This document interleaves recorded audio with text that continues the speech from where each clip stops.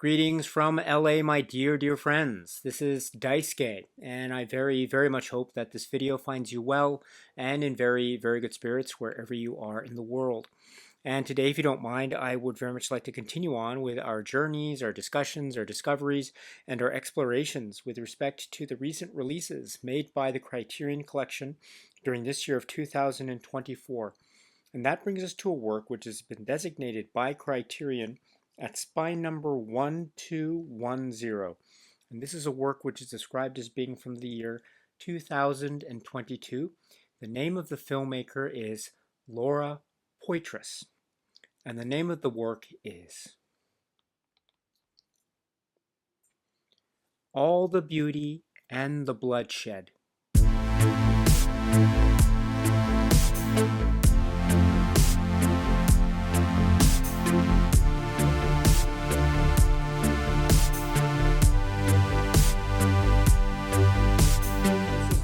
The utterly compelling, eye-opening, incredible work, described as being from the year 2022. It is from the director Laura Poitras, and it focuses in on a number of factors and aspects involving a very central figure who is a human being, an artist, an activist, whose life details, whose biographical details are shared with us through various forms, words and media, in particular photographs, and also the words of the figure herself, as well as her current state in the recent years, in particular in the context of activism and the opioid crisis and OxyContin and the Sackler family, and how it has affected the art world, the professional art world, and the, relatively speaking, lack of social awareness within the various communities and strata of communities,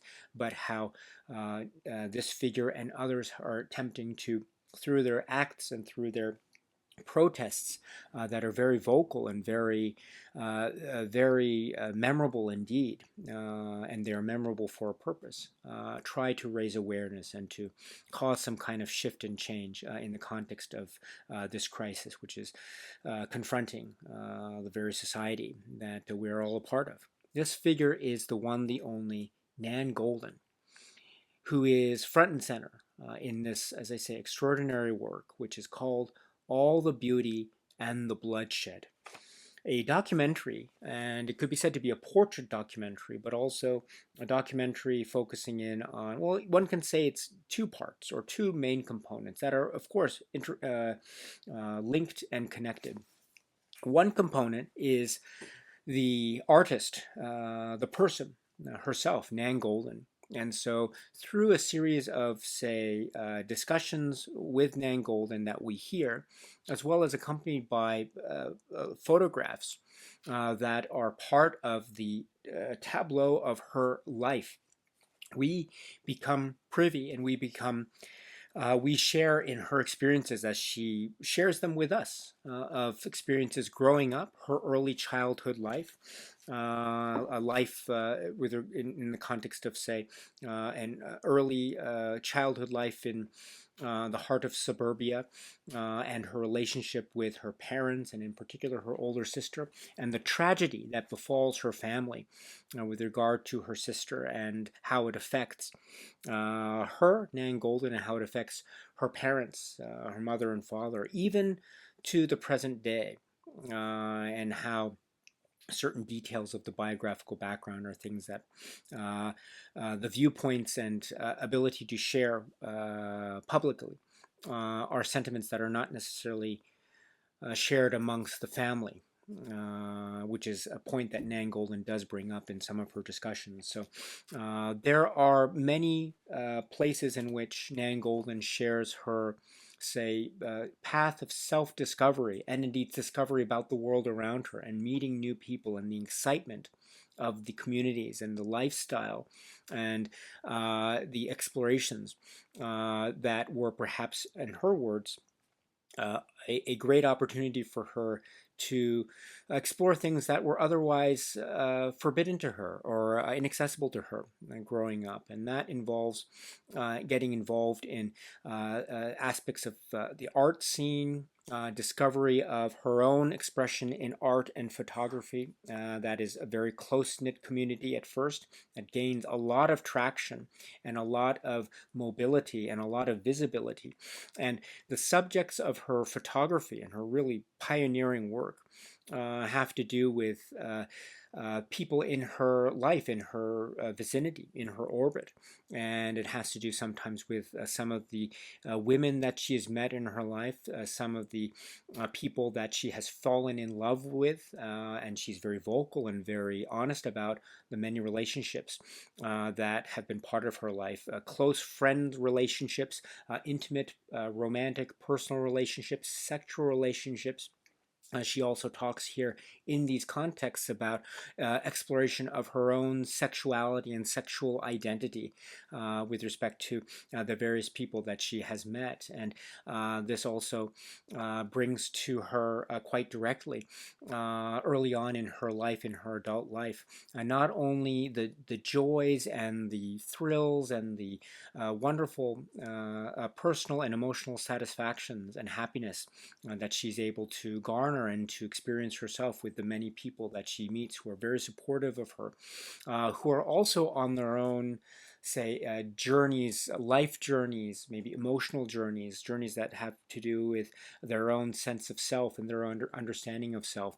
She brings up examples of people who are artists themselves, who are trying to do expressions that are perhaps not quote unquote traditional, end quote, or maybe are non-conventional, end quote, but they are nonetheless, regardless of any kind of, say, I don't know, social moire-based standard that might be applied to them externally, what Nan Goldin's work and achievements and her own, say, efforts and her own very presence seems to suggest is a type of glow to the people and an individuality and a respect of the individuality of people that she knows. And so she shows a way in which they have influenced her and also how she, in turn, has influenced the world around her. And so there are many, I think, for instance, in this mode of exploration, and the people that she meets, she expresses very, I think, detailed and candid terms, and very, very honest and very in a very beautiful way, aspects of her own sexuality and her own growing sexuality. And she talks in many, in some instances, about showing pictures and about people that she has been really attracted to, some women that she's been really attracted to, some men that she's been really attracted to, and this leads to some discussions of some very intense personal, romantic, sexual relationships in her life. Maybe there's one in particular that she does refer to a little bit later in the film that has actually a very strong intensity in her viewpoint, and also had a really direct and quite shocking effect upon her, both emotionally and physically, which is shown in some of the pictures that we see as well. So there are a number of highs that are expressed in her story, in her life story. There are also a number of lows and a number of tragedies as well. Not just her own, well, there are her personal tragedies, but there are also the personal tragedies of the people who are so close and dear to her. And for instance, there are within her own circle of friends, people who are directly affected by AIDS and the AIDS crisis in a very tragic way. And so Nan Goldin expresses her frustration with, say, the seemingly lack of awareness, especially during a certain period of the 80s, and in particular. And so one of her missions, in a way, was to try to give voice and light and hope and a type of beacon and a respect of the individual in, for instance, the art that she was presenting. So in a series of, say, art exhibitions that became these growing, developing things over time. One of the great conceits of her artwork, and indeed as shared in the Laura Poitras documentary here, The Ballad of Sexual Dependency, as a type of montage or collage of photographs, gatherings of people and pictures that she has had over the years, starting with a certain span of years and then ever growing as a type of life work that is still ongoing, which is even acknowledged right now in the present day, at least in the contemporary times of this Criterion release. So this is a really a remarkable thing. The photographs do depict people, maybe some who have been affected in their own ways by certain personal triumphs in their lives, certain personal tragedies in their lives, life, death. Sometimes there might be a direct correlation with, for instance, the AIDS crisis, which is, as I say, a very tragic and impactful thing that has affected Nan Goldin herself quite directly. There are also the ways in which depictions of sexuality and gender also play a role in Nan Goldin's photography. For instance, the ways in which, say, sexuality in the context of gay culture and lesbian sexuality culture, how that presents itself very, I think, forthrightly and very, very beautifully. And very confidently in a lot of the situations that are shown, while at the same time showing a real breadth of honesty and depth that I think is very sensitive and really one of the key points of the power of Nan Goldin's artwork. And also, as another part of her artwork and her photography, and in a way a very powerful show of, as I mentioned, gender, and in particular how gender roles, and for instance in a lot of the photographs that are shown in Nan Goldin's work in the context of All the Beauty and the Bloodshed, the relationships between men and women that are depicted in some of the photographs. There might be some glimpse or hint, either indirect or direct, of a type of power structure that might be imposed or otherwise compelling or forcing certain figures in her artwork, in her photographs, to reveal as a kind of sense of vulnerability, as a sense of either frustration on the one hand, but also a kind of a mark of strong-willed independence and resistance, and also in a way a very strong and beautifully established sense of establishment of self and self-worth and self-identity. And so with also the caring eye of the lovely, humane photographer's eye and wit and grace and beauty that is Nan Goldin's artwork. So it runs the gamut, I think, my understanding anyway, with a great degree of strength and wit and beauty and gusto, while also not shying away from a lot of the pain and a lot of the tragedy and a lot of the sorrow that is felt, and also a lot of the anger, because as Nan Goldin mentions, or as she references, and as other people as well, some of the pain and tragedy that has befallen a number of the people that she knows could have been avoided.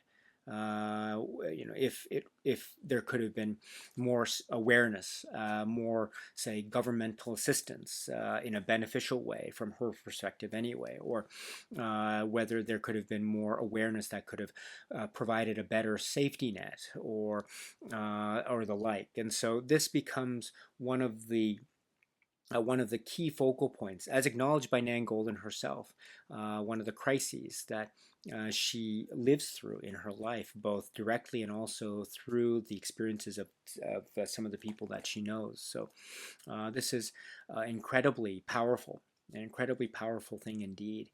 Then that could be said to be one component. And then the second component, or maybe concurrently,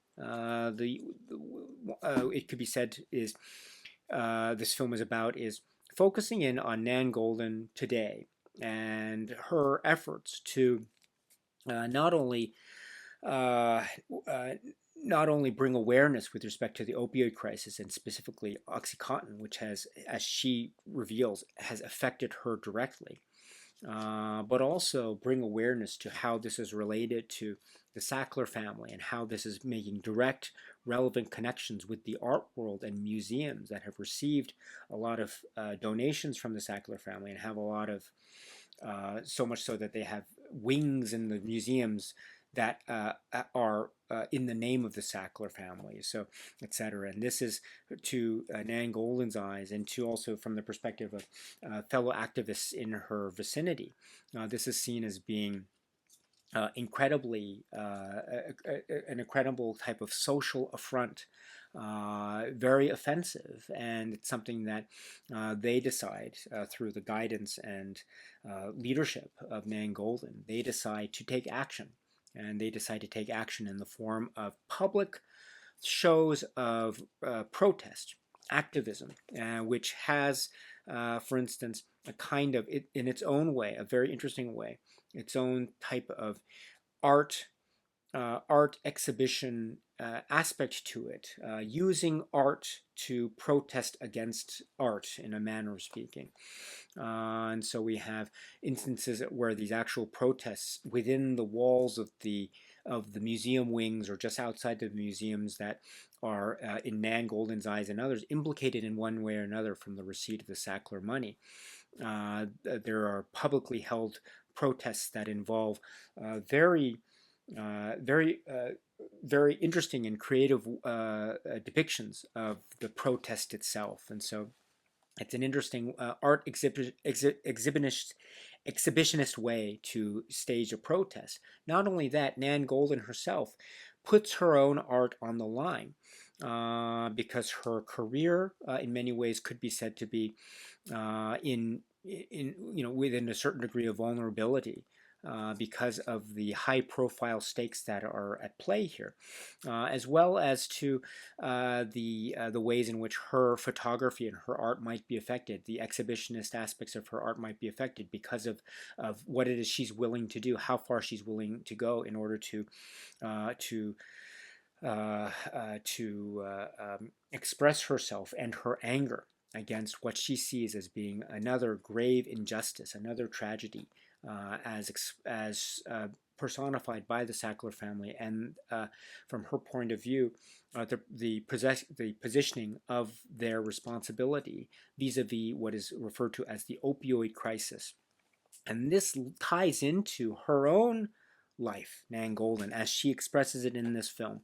And so there is a cross section in terms of how OxyContin, this specific drug that was used, prescribed to her in order to address the severe levels of pain that she was feeling after a horrific event occurred to her. A kind of violent attack occurred to her, really, really violent, which is also depicted as she discusses it in this work.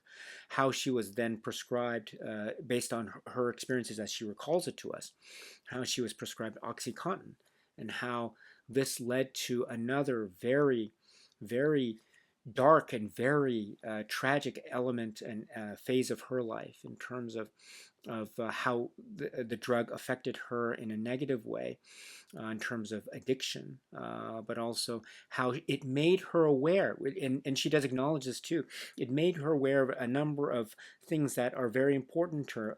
One thing from Nan Goldin's perspective, it is very important to keep in mind, as she expresses it in the film and also in some of the supplements, that there is no shame in this idea of a kind of dependency on drugs, as she puts it, because this is something that has the potential of helping people and healing people on the one hand.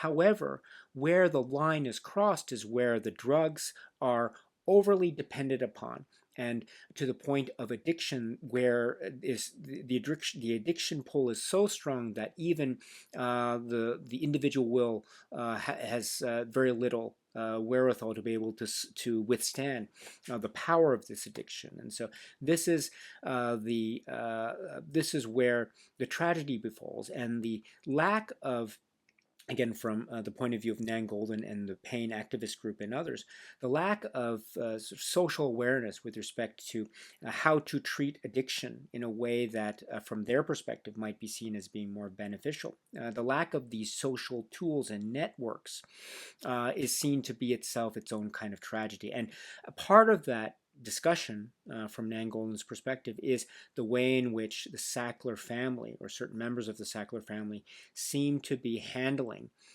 various claims that are arising through the ranks over the years with regard to the pharmaceutical company interests that they have, and how it is alleged that those pharmaceutical company interests might have some direct causal relationship bearing with what is known as the opioid crisis. That is the rise of cases of extreme addiction and leading to some very drastic and horrific and tragic results that have the effect of damaging the body permanently in some cases, and maybe even causing so much stress and trauma so as to lead to death from one's own hand. And so this is also part of the tragedy of the opioid crisis that, according to Nan Goldin and company, is not getting enough attention. And so it is up to her and one of her other life missions, as expressed in this work by Laura Poitras, to try to bring awareness to this. And this she does, and we also are privy to their thinking and what it means for her career and how Nan Goldin responds to this. Also, the timing of the protests themselves. There are some interesting moments where we hear a whisper of Nan Goldin just about to say, "Oh, it's about time. Everyone is assembled. Now let's do it." So that kind of planning is happening. The actual footage of this happen. We see the reactions to this. We also are hearing some interviews with other members of the pain activist group, also their attorney as well. So colleagues and friends and supporters and allies as well from that. So it is focused primarily on Nan Goldin and her side and her perspective and her own personal interest and also her own personal life story, as it is affected by art and her own views on freedom and sexuality and gender roles, and also how it has been affected very directly by a number of crises and tragedies, which she herself acknowledges and addresses and talks about in a frank, direct, and quite honest way through the medium of this work, All the Beauty and the Bloodshed, which is a collection too of contemporary shot footage of, say, the protests and the planning and pain meetings, PAIN pain meetings, and also to the photographs that are shown as being part of her life, which itself is a kind of a visual motif or leitmotif that is sharing with the way in which a lot of Nan Goldin's work herself gained a lot of traction, such as the photographs themselves, and also the ballad of sexual dependency, etc. So this is, I think, a really fascinating, grand and audacious, and also very humane and individual work that is very filled with a lot of heart and a lot of provocation. A lot of jumping off points for further, say, research and further knowledge about these crises. It's not necessarily. I wouldn't call the work a direct, say, overview of the opioid crisis as it affects society now, and maybe the points at which, say, the history of the crisis. It doesn't necessarily go into that type of detail. It's not that type of documentary. So it doesn't show all the sides of the situation per se. But it is showing from a humane and personalized way just how this crisis, and indeed other crises throughout history, have affected this one person, and indeed other people that are similarly situated, that being the great Nan Goldin. And so it is from her perspective and how she handles it, how she articulates it, and how she, in her own words and in her own way, fights back.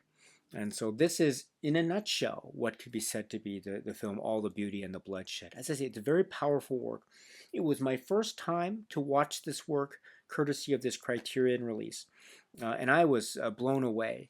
I have very limited knowledge when it comes to Nan Goldin and her work. So in that way, it was so eye-opening, and it was so revealing. And her art and her photography, uh, in a way, it's so personal and intimate, and it touches, gets at the very essence of people, which is such a powerful and genius gift that she has. And you see all the photographs, and there's a moment of humanity that's there, and there's also the exploration of sexuality. There's also the exploration of a type of beauty of the human body. There's also the exploration of femininity and masculinity, and the roles, how they are corresponding with each other, relating with each other, maybe in a positive way, maybe in a negative way. But it's all up to the eye of the beholder and how we interpret these things. And I'm also drawn to a really remarkable comment that Nan Goldin makes in one of the supplements too, when she's asked whether she intends her work to be political, whether she intends, when she's about to make the photograph, to create a quote-unquote political work. And she says very defiantly that's not meant to be political, that she's there as almost as a kind of feeling, and it's there to try to preserve and to respect the people that she's documenting in her own art. And I find that to be, that's a very humane statement, an incredibly humane statement. And the many of the comments that she makes, both in the work and also outside in the supplements and the interviews, etc., really display the depth of her humane outlook, which I think is one of the great beautiful points of this, and how she's able to look at the world and see people who they are, and the way that she can see people and connect with people, and how that connection is granted in her own way, maybe in her own personal life. She admits to her what she might regard as her own personal foibles or failings or weaknesses of character. She admits to this in a lot of ways that's very frank and very honest, and I appreciate that very much, because that is also a window for us to her humanity, as we watch and are learning a little bit more about her remarkable life.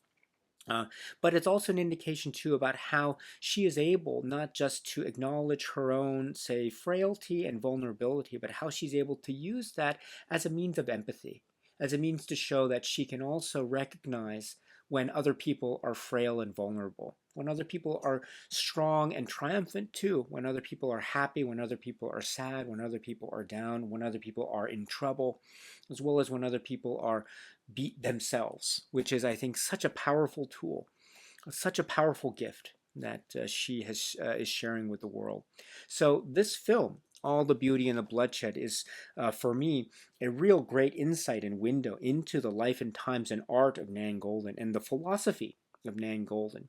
And in particular, or one component being how this philosophy is at play in the context of the current opioid crisis, especially how it has affected her and the people that she knows. So it is, in that way, a real eye-opener, an incredible eye-opener.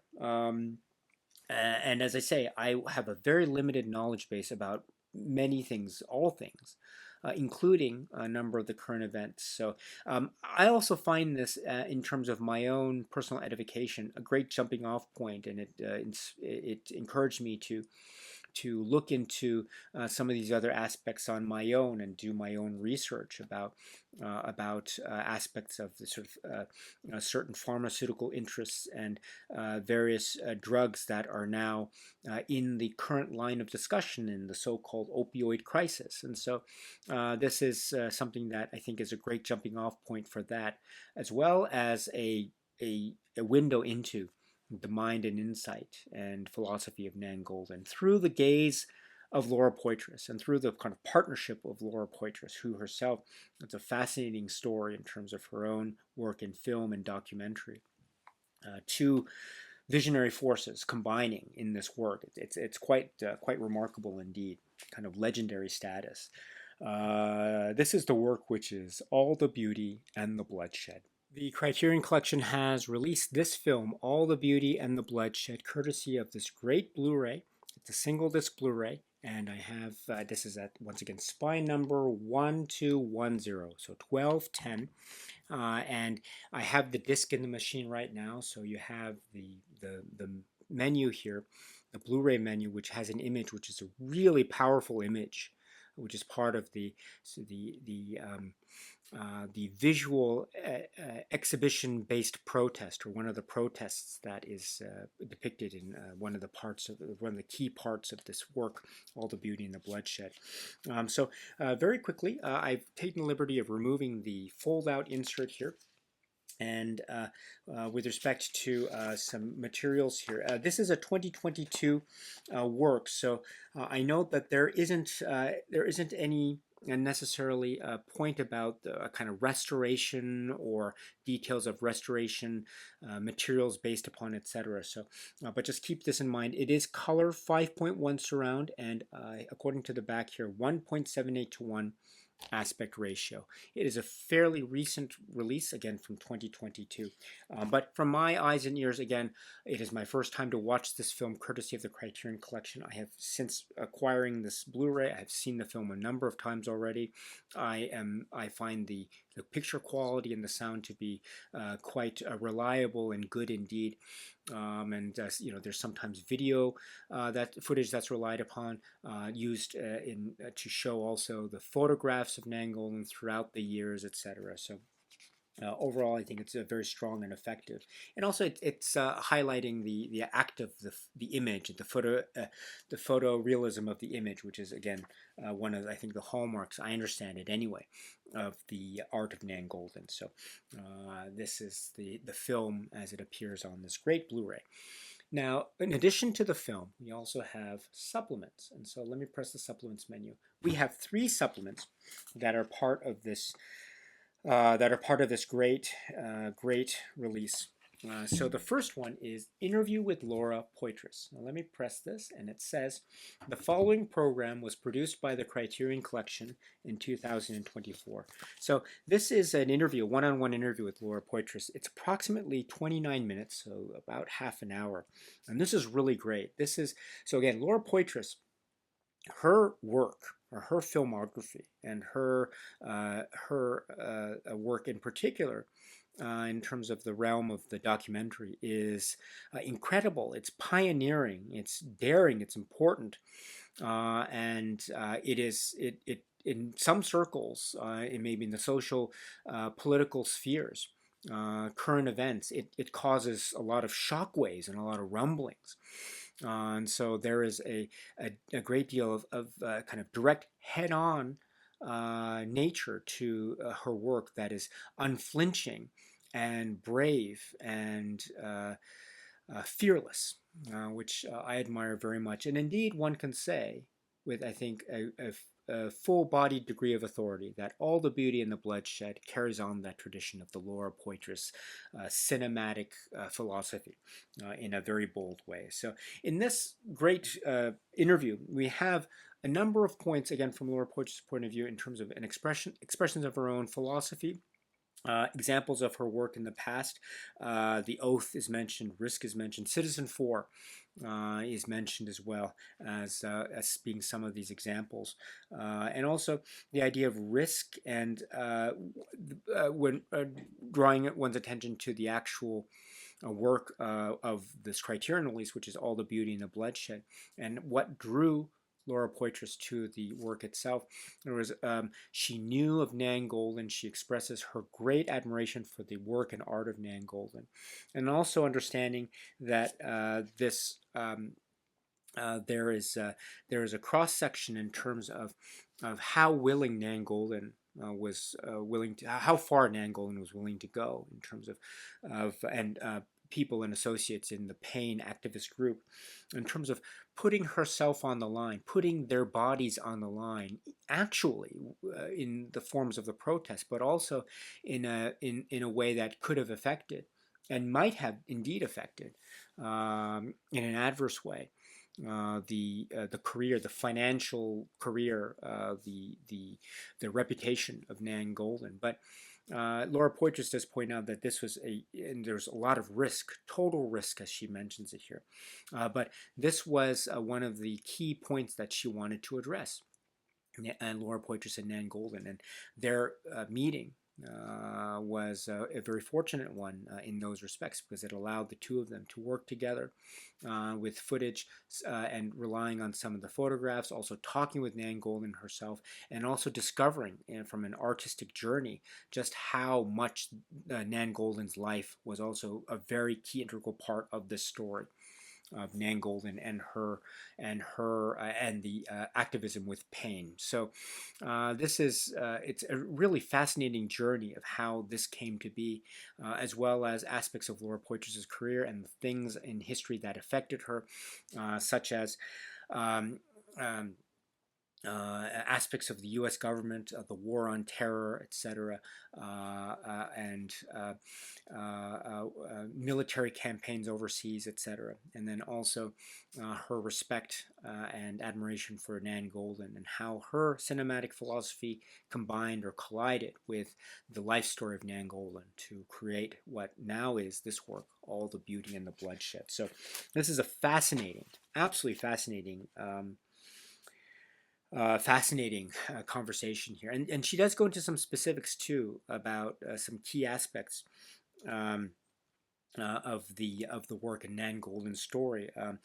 For example, the story of the sister, Barbara's story. How this is really a key part of Nan Goldin telling her own story and sharing with us and with Laura Poitras and with us her pain, but also recognizing how to handle such pain, or how to confront and deal with such pain, even in the present day, and also how that finds voice and expression in Nan Goldin's telling of her life story, but also giving voice and expression to the people that she has lost over the years, but are still alive in one way or one form or another, and to honor their memories in a beautiful way, despite the tragedies that might have befallen during their lifetimes. And that's true also of the many crises that Nan Goldin speaks to us about through Laura Poitras' camera. And also she mentions too the use of music, how the use of music was very much Nan Goldin's, say, guiding force, because it is also tied to the way in which the Ballad of Sexual Dependency, this ever-growing work, in a manner of speaking, is integrating music with the photographic image. And so that is also part of the voyage, if you will, the journey of exploration here. It's a fascinating conversation. It's really great. So this is the interview with Laura Poitras. It's approximately, yes, about 30 minutes. So please check that out if you can. So if we continue on, we have post-screening conversation. And I quote, "This conversation was recorded at the 60th New York Film Festival, where All the Beauty and the Bloodshed had its U.S. theatrical premiere. It is moderated by New York Film Festival artistic director Dennis Lim, and features director-producer Laura Poitras, artist-producer Nan Goldin, Paine member and producer Megan Kapler, Paine member Harry Cullen, and lawyer and Paine member Mike Quinn." So this is a on-stage speaking event, sort of at a screening, with a little bit of a Q&A afterwards. So the first part is a sort of moderated discussion with Dennis Lim as the moderator, with these key figures present, and a number of whom appear in the film as well, in sort of direct camera discussions and interviews. For instance, Mike Quinn, for example. But here we have, again, the development of the relationship, how this film came to be, Laura Poitras and Nan Goldin. What were the seeds that led to their coming together in this partnership of sorts, and also the idea too of what the activities of the activists, how the art community would react and respond, the art culture reaction, the museum culture reaction. I think one of the phrases used by Laura Poitras, I think it's maybe in the Laura Poitras interview earlier, but the phrases that she uses is toxic philanthropy. And so the idea that there are high stakes involved in these large money sums that are being donated, because for many museums, right, this is a very important source of their funding. And so to have the funding be one of the key points of, or the key focal points of the protests, this had the potential of really touching on a very sore and sensitive nerve within the art and museum moneyed world. And so, and then also not just the reaction from the art scene, but also the reaction from the Sackler family and the powers that be from that side of the equation. And so, it was in many ways a type of really high stakes uphill battle where a lot was on the line and a lot could have been lost. But the importance was the strength of the message and the raising of awareness, and also just the persistence in trying to spread this message and putting things on the line, maybe even going too far, but putting things on the line again for the point of the message. And so this is discussed between and among the panelists here. And also using Nan Goldin's work, and this is an interesting aspect as well, using this as a type of leverage point, bargaining chip, saying that because she was and is a highly regarded, a very popular and influential figure in the art scene, which is also something that is shared in the film, which is great. And it's also something that Laura Poitras and others express, and that's one of the reasons that they initially gravitated towards Nan Goldin. Not only the power of her art and her career, but also how she's willing to put all that on the line for the sake of spreading the message, which itself it's putting her reputation online. It's a really, really big deal. And so, and there are also moments in the film where there are indications of possible threats as well. So it had its own level of risk and danger and high stakes. So this is also shared in certain anecdotes as well. And then plus there's a section for a question and answer period, which is nicely presented, because the questions, they're from the audience, so one can assume that maybe they aren't audible with microphones, etc. So what the program does here, it has the questions on these cards written out, so you read the question and then it cuts to the scene in the theater hall, and you see the people react to them. The idea, some questions came up, for instance, the use of music, also therapy, the link between photography and therapy, sort of therapeutic, cathartic way in which Nan Goldin's photography maybe served their purpose, and also how she herself connected with them. So these and other questions come up, I think, really fascinating way. So please check this out as well. It's really great to see some of the other participants who were also members of those who were interviewed on the film are also part of this here. So this is great. So please check this out if you can. And then it's approximately, 29 minutes. And then we have another great supplement, which is called On Art and Activism. And the following excerpted conversation from the 60th New York Film Festival features artist Nan Goldin and festival programmer Rachel Rakes. So this is approximately 20 minutes, and it's in a separate room, but we have the interviewer and Nan Goldin sitting together, and they seem to be in front of an audience because they're also taking questions at the latter half. But there's a great discussion between the two. And here's where what I was referring to earlier about the question was raised about whether she considered her photographs to be, or her art to be political. And she answers here, I think, quite confidently that she didn't have that intention, but that other people, as her career was developing and her photographs were gaining a great degree of prominence and publicity, how people are in her circle. She mentions, for instance, someone named Maggie Smith, who's a really close figure in her life, who's also mentioned in the film, how other people in her circle were telling her that, in fact, there was a strong political undercurrent to the photographs that she was making. Regardless whether that was her initial intention or not. But I think there's something inherently political, yes, about the directness and the empathy that Nan Goldin is displaying. So this is, I think, maybe the way in which that connection can be made.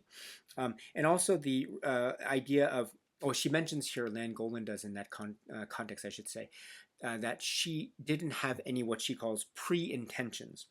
And it's also this idea of empathy. This is a very important word, I think, in the context of her and also her art, empathy.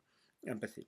Then also there's a discussion here about the role of activist groups, Pain and others, groups like Pain, the aesthetics of protest, because that's another thing that's really important too. I can posit that perhaps one of the, or maybe a couple reasons why the protests were so effective as they were, was one, because Nan Golan and others were involved, and a high-profile name like Nan Golan be involved is itself enough to raise a few eyebrows. So that's one thing. But the other thing too is the actual act of the protests themselves. There is an exhibitionist, maybe a kind of art aesthetic to a lot of the protests themselves. You know, the creation of empty pill bottles to remind us of not just the spread of the crisis, the opioid crisis, but in fact the human toll that it's having, and also the idea too of spreading prescription papers and the like, and also showing bodies on the, having protesters pretend to be bodies on the ground, etc.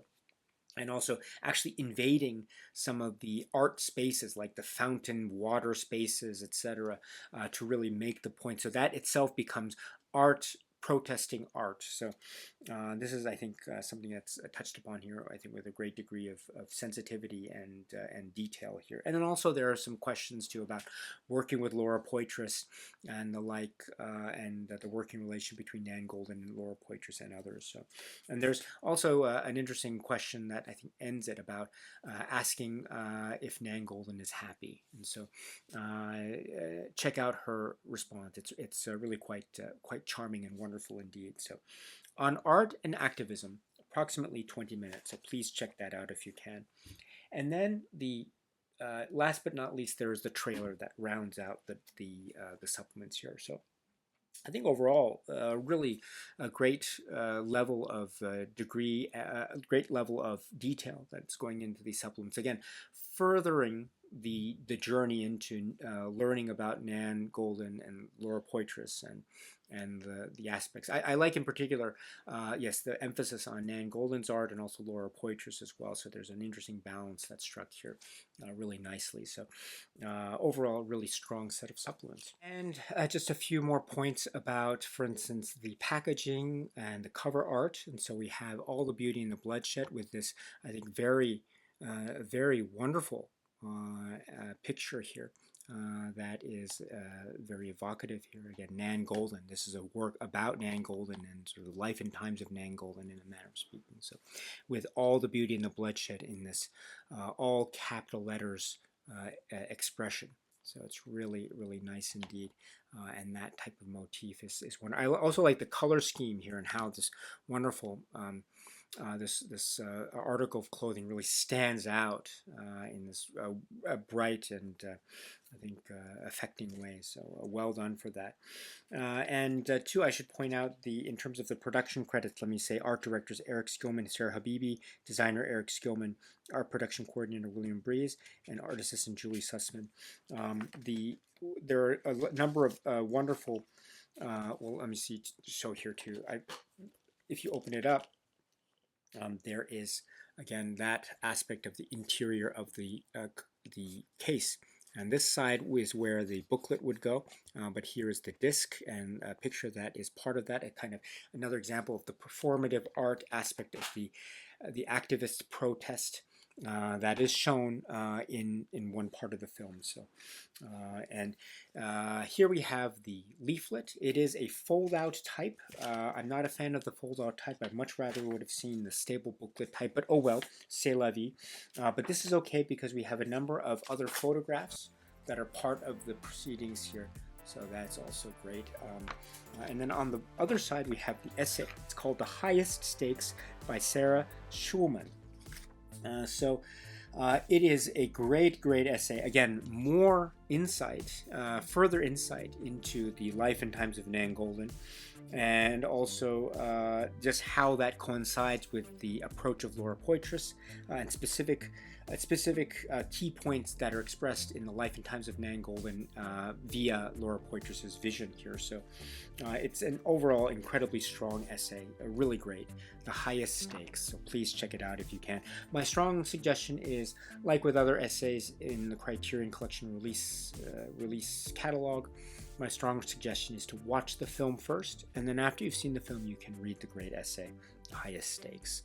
So yeah, I remain incredibly moved by this. I mean, there are many questions, of course, that arise when one watches this film, and so that serves as a type of jumping off point into further research into many areas. And with that, I think it continues the conversation, which it itself acknowledges, as well as being, in its way, a great expression, a furtherance of the work of Laura Poitras, and also the kind of highlighting and showing us, revealing to us, the life and times and philosophy and outlook of Nan Goldin in this very powerful work, which is called All the Beauty and the Bloodshed. All right, my dear friends, so that's it for now. And so until we meet again, please be happy and healthy and well, and please keep on watching a lot of great movies, including All the Beauty and the Bloodshed, including other works by Laura Poitras, and beyond. So until the next video, my dear friends, stay strong, stay safe, and cheers.